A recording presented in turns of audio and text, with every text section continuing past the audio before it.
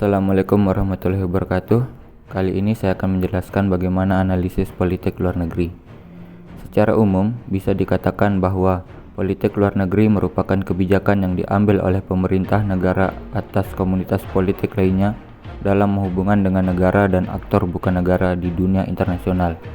Politik luar negeri yang disingkat PLN menjembatani batas wilayah dalam negeri dan lingkungan internasional. PLN itu bisa berupa hubungan diplomatik, mengeluarkan doktrin, membuat aliansi, mencanangkan tujuan jangka panjang maupun jangka pendek. Menurut Christopher Hill, yang menyatakan PLN sebagai jumlah hubungan luar resmi yang dilakukan oleh aktor independen, biasanya negara, dalam hubungan internasional. Definisi yang dianggap klasik dan detail diberikan oleh Walter Carness, yaitu tindakan-tindakan yang diarahkan ke tujuan, kondisi, dan aktor baik pemerintah maupun non-pemerintah yang berada luar wilayah teritorial mereka dan yang ingin mempengaruhi. Tindakan-tindakan itu diekspresikan dalam bentuk tujuan-tujuan, komitmen, dan arah yang dinyatakan secara eksplisit dan yang dilakukan oleh wakil-wakil pemerintah yang bertindak atas nama negara atau komunitas yang berdaulat. Beberapa terminologi analisa politik luar negeri dalam membahas politik luar negeri. Ada dua jenis terminologi penting yang perlu dijelaskan sejak awal, yaitu teori hubungan internasional dan teori politik luar negeri, yang dalam bahasa Inggris dikenal sebagai Foreign Policy Analysis atau disebut FPA. Kedua jenis terminologi tersebut agak sedikit berbeda. Teori hubungan internasional lebih luas daripada politik luar negeri karena ia membicarakan semua teori yang berkaitan dengan hubungan internasional dan politik luar negeri, termasuk dari perspektif realisme, liberalisme, konstruktivisme. Dalam pandangan realisme politik luar negeri, ada tiga asumsi utama realisme yang sering dikelompokkan dalam 3S, yaitu statism, survival, self-help. State adalah aktor utama dalam HI yang anarkis. Asumsi ini berasal dari kenyataan bahwa untuk survive dan mencapai level subsisten, manusia perlu hidup bersatu berdasarkan suatu solidaritas kelompok. State merupakan pengelompokan manusia yang paling penting dewasa ini, dan sumber kohesi in-group yang paling kuat adalah nasionalisme.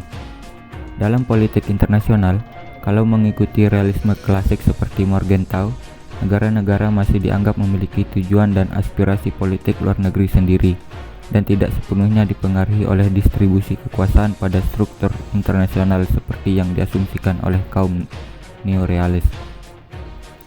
Dalam pandangan Holsti, negara sebagai aktor ini memiliki tujuan-tujuan, aspirasi, kebutuhan, sikap, pilihan, dan tindakan politik luar negeri yang dipengaruhi atau terbentuk oleh struktur kekuatan dan distribusi kekuasaan dalam politik internasional.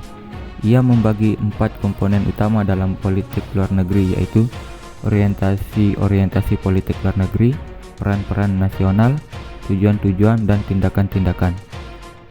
Menurut Holsti, orientasi dasar PLN ada 3. Orientasi pertama disebut isolasi, di mana untuk menjaga kepentingannya, negara memilih membatasi hubungannya dengan negara lain. Orientasi jenis kedua ialah non-alignment atau non-blok, dan sering juga disamakan dengan netralitas. Orientasi ketiga disebut Holsti, pembuatan koalisi dan pembangunan aliansi. Komponen kedua menurut Holsti adalah peranan nasional dan konsepsi tentang peran yang merupakan turunan dari komponen pertama orientasi politik luar negeri. Komponen ketiga disebut tujuan-tujuan politik luar negeri yang mengacu pada komponen kedua dan pertama dari politik luar negeri. Bagi neorealisme, faktor distribusi kapabilitas di dalam struktur internasional akan mempengaruhi perilaku atau aktor-aktor politik luar negeri. Para pendukung neorealisme percaya bahwa akan sifat manusia yang mendorong perilaku, tetapi sistem internasional anarkis yang menimbulkan kecemburuan, iri, dengki, ketakutan, kecurigaan, dan ketidakamanan. Bagi realis struktural atau neorealis, balance of power akan muncul secara ilmiah, misalnya melalui aliansi. Konsep balance of power memang erat kaitannya dengan aliansi dan merupakan konsep awal bagi kalangan neorealis. Tetapi bagi kalangan neorealis, pembentukan aliansi adalah sulit karena negara mempertimbangkan untung rugi, kekhawatiran keuntungan akan diperoleh lebih oleh rekan aliansi termasuk kekhawatiran kehilangan otonomi sebagai negara yang berdaulat. Negara-negara lemah yang tidak mempunyai kemampuan demikian akan melakukan bandwagoning, yaitu beraliansi, berkompromi, dan menumpang kekuatan negara yang menjadi sumber ancaman. Teori balance of power berusaha disempurnakan oleh kalangan neorealis dengan teori balance of power trait dari Stefan Wald. Menurutnya, negara membentuk aliansi bukan untuk tujuan menyeimbangkan kekuatan saja, tetapi juga menyeimbangkan untuk mampu melawan ancaman-ancaman eksternal. Walaupun distribusi kekuatan internasional memiliki peranan penting dalam pembentukan aliansi, Wald menekankan perilaku negara. Jadi perspektif tentang ancaman menurut Wald tidak hanya ditentukan oleh kekuatan negara kuat dalam distribusi kekuatan internasional, tapi juga mempengaruhi secara cukup kuat oleh kedekatan geografis, kemampuan ofensif, tujuan-tujuan yang dipahami. Berbeda dengan teorisasi neorealis sebelumnya yang melihat proses balancing sebagai otomatis. Wald berpendapat bahwa bila negara dihadapkan dengan ancaman luar, mereka memiliki dua pilihan, yaitu mereka bisa melakukan balancing melawan ancaman yang ada, atau mereka melakukan politik bandwagon, yaitu melakukan politik mengalihkan kekuatan dengan beraliansi dengan sumber bahaya. Konsep balance of power dan aliansi ini misalnya dapat digunakan untuk menjelaskan mengapa negara-negara pecahan bekas Uni Soviet di Asia Timur bagian tengah seperti bagian NATO, North Atlantic Treaty Organization, yang dipimpin oleh Amerika Serikat sebagai negara-negara baru yang bebas dari Uni Soviet. Mereka mengkhawatirkan ancaman Rusia yang dianggap mewakili bekas Uni Soviet terhadap mereka. Dengan melihat distribusi kekuatan kemampuan militer yang ada, mereka kemudian memilih untuk melakukan balancing dengan bergabung dengan NATO sehingga mereka akan mempunyai cukup kekuatan dalam menghadapi ancaman Rusia. Berdasarkan komposisi dan distribusi kapabilitas kekuatan negara-negara besar dalam struktur politik internasional, dikenal tiga macam sistem, yaitu sistem bipolar, multipolar, dan unipolar. Dalam sistem bipolar hanya ada dua pihak yang berhadapan, semua berkonsentrasi di dalam konflik itu. Sementara di dalam sistem multipolar, yang berhadapan adalah banyak pihak dan kemungkinan munculnya polar-polar yang baru juga sangat besar. Kemudian, bipolaritas juga cenderung memperkuat equality karena kekayaan dan kekuatan dikembangkan mereka di kedua pihak. Tetapi dalam sistem multipolar, kekayaan dan kekuatan ini tersebar tidak merata dan karena itu besar kemungkinan untuk terus munculnya polar-polar kutub-kutub lain dalam sistem itu. Juga dalam sistem multipolar lebih sulit melakukan perhitungan karena banyaknya aktor utama dan miskalkulasi atau salah perhitungan lebih mungkin terjadi dibandingkan dengan sistem bipolar. Dalam pandangan liberalisme analisis politik luar negeri, liberalisme merupakan ideologi yang mempunyai pengaruh besar di dunia dan yang dibincangkan di sini berasal dari pemikiran barat. Ia menjadi landasan bagi demokrasi dan sistem kapitalisme industri yang kini berkembang di dunia. Ada tiga macam komitmen terhadap hak-hak yang menjadi kondisi liberalisme.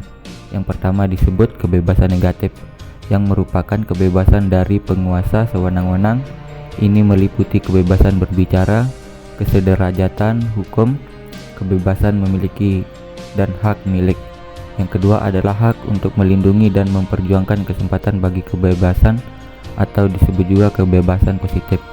Ini meliputi hak sosial dan ekonomi, kesamaan dan kesempatan dalam pendidikan, dan hak-hak terhadap sistem kesehatan dan mendapat pekerjaan. Hak-hak ini penting untuk bisa mengekspresikan diri dan berpartisipasi secara bermakna. Hak liberal yang ketiga adalah partisipasi, demokrasi, dan perwakilan yang sangat penting untuk menjamin kelangsungan dua hak itu untuk menjamin individu-individu yang otonom secara moral ini agar bisa tetap bebas dalam tindakan sosial mereka.